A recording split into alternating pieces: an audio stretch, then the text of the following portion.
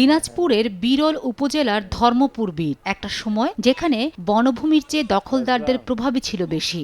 বছরের পর বছর ধরে প্রভাবশালীদের ছত্রছায়ায় পড়ে থাকা শত শত একর জমি ধীরে ধীরে হারিয়ে যাচ্ছিল প্রকৃতির মানচিত্র থেকে। কিন্তু একজন মানুষের অদম্য সাহসের কাছে শেষ পর্যন্ত হার মানতে বাধ্য হয়েছে সেই প্রভাবশালীরা।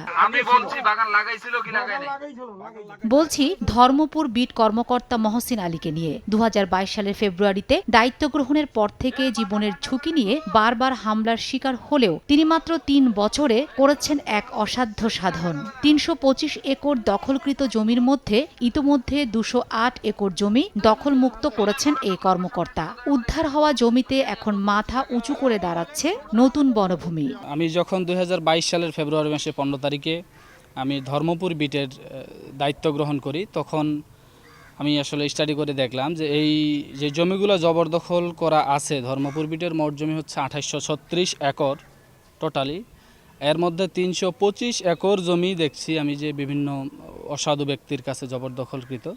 এবং আমি ওই জমিগুলো নিয়ে যখন স্টাডি করলাম তখন দেখলাম যে জমিগুলো সম্পূর্ণরূপে বন অধিদপ্তরের এবং সংরক্ষিত বনভূমি, বৈধ মালিক এটার বন বিভাগ। তখন আমি দেখলাম যে হ্যাঁ, বনের জমি বনের কাছেই থাকবে, এটা নিয়ে একটু দেখি একটু উচ্ছেদে নামা যায় কিনা। পরে আমাদের তৎকালীন ডিএফও স্যারদের সঙ্গে আমি কথা বললাম। ইভেন কি তখন থেকে এখন পর্যন্ত বর্তমান যে আমাদের ডিএফও মহোদয়গুণ ছিলেন, প্রত্যেকজনই আমাকে যে পরিমাণ কাজ করার স্বাধীনতা দিয়েছে, ওনারা বলেছেন যে মহসিন আপনি কাজ করেন, আমরা আপনার পিছনে আছি।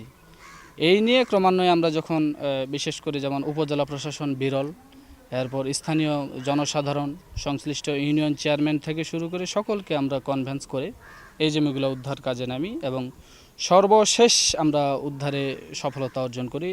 208 একর জমি আমরা উদ্ধার ইতিমধ্যে করেছি। বারবার আহত হয়ে হাসপাতালে যেতে হলেও থামেনি মহসিনা আলীর বনভূমি রক্ষার কাজ। তার এই দৃঢ় অবস্থান এবং স্থানীয় জনগণের সহযোগিতায় উদ্ধারকৃত জমিতে গড়ে উঠেছে সামাজিক বনায়ন, যার সুফল এখন সরাসরি পেতে শুরু করেছেন স্থানীয় সাধারণ মানুষও। এটি শুধু একজন কর্মকর্তার সাহসিকতার গল্প নয়, বরং এটি প্রমাণ করে যে সঠিক উদ্যোগ ও দৃঢ় মানসিকতা থাকলে হারিয়ে যাওয়া প্রকৃতিকেও ফিরিয়ে আনা সম্ভব। আমার নেতৃত্বে বা পূর্বসূরিরাও এর মধ্যে কিছুটা হলেও কাজ করেছে, তার ধারাবাহিকতা আমি আসার পরে এটা জোরালো করেছি।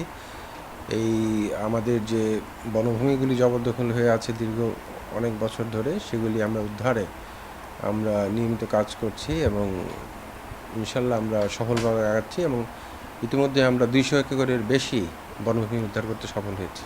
দিনাজপুর বন বিভাগের তথ্য অনুযায়ী জেলায় মোট 19,112 একর বনভূমি রয়েছে, যার মধ্যে এখনও 4,153 একর বনভূমি অবৈধ দখলে রয়েছে।